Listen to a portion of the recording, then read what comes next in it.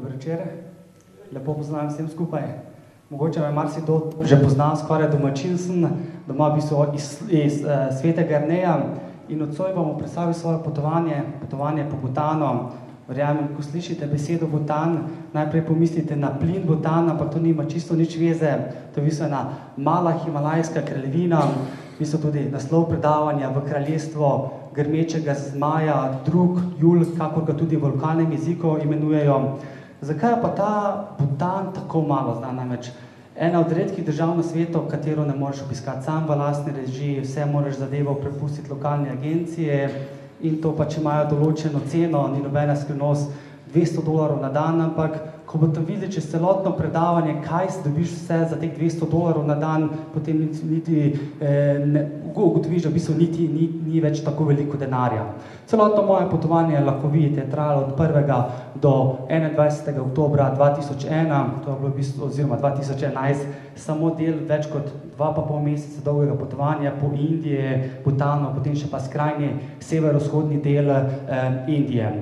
Nekaj osnovnih podatkov o Butanu: leži med Indijo in Kitajsko, z tema dvema ima tudi uradni mejni prehod oziroma samo z Indijo, ker ima nekje okoli 605 km mejnega prehoda oziroma meje.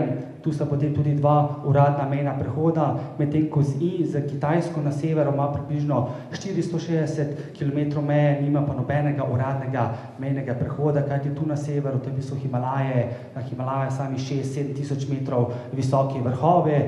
Drugače celotni Butan, približno 1,9-krat večji od Slovenije, 38 tisoč kvadratnih kilometrov, malo več kot 700 tisoč prebivalcev, tako da je kar precej zanimiva dežela. Pozdravljen, Zoran. Po 2 letih zopet v knjižnici Slovenske Konjice. Povej, kje si se potepal v teh 2 letih? V zadnjih 2 letih, kar smo se nazadnje videli, takrat smo sicer potovali po Transsibirski železnici, to je že kar precej časa nazaj. Med tem časom sem malo obiskal oziroma raziskoval zelo nevarno deželo oziroma deželo teroristov, kakor nam mediji predstavljajo Pakistan. Zagotovo sem doživel v povsem drugi luči in tudi zaradi tega z veseljem imam kakšno predavanje, da pokažem neko realno sliko oziroma da predstavim svoje doživetje, ker so res nenormalno prijazni ljudje, so nobene nevarnosti in sem bil kar žalosten na to, kaj mediji naredijo za ene takšne zanimive države. Potem me je pot vodila še v eno tudi nevarno državo, kot jo medijo predstavljajo, to je Kolumbija, Ekvador in Kolumbija, je bila potem 2009, na to me je pot vodila ponovno malo v Ameriko, ker sem preživel zadnji 2 poletji, potem pa vedno nekom po koncu Amerike oziroma po koncu dela na potovanje. 2010 je bila malo Centralna Amerika, iz Guatemale do Paname in potem z barko v Kolumbijo. Lansko leto pa me je pot vodila v ta Butan oziroma Indija in Butan, 2,5 meseca dolgo potovanje po napornem 4-mesečnem delu v Ameriki. In tudi danes smo skupaj potovali po Butanu. Gre za zelo nedostopno državo, saj vanjo tujci lahko vstopijo le z naprej zakupljenimi aranžmaji. Kako si ti organiziral potovanje? Res, Butan je dežela, kamor ne moreš iti sam. Zadevo moraš organizirati preko lokalne agencije, recimo v Butanu je več kot 500 agencij, ki se ukvarja z tem. Tudi Butan je znan po tem, da oni ne grejo na kvantiteto, ampak grejo na kvaliteto. To pomeni, da nekako popotniki, to kar sem drugače jaz, backpacker, niso nekako zaželjeni, ker marsikdo si nekako ne more privoščiti teh $200, kolikor je bilo leta 2011, z letošnjim letom so tako in tako začeli oziroma dvignili ceno na $250 na dan. Res pa je druga stvar, da to ne spiš v poceni hotelčkih oziroma nekih backpacker hotelčkih. To so običajno zelo dobri hoteli, ki stanejo, ne vem, 50-60 ali pa še več evrov na noč. Potem to ti nudijo v bistvu popolnoma vse. Hrano, prenočišče, vedno ima s sabo vodiča.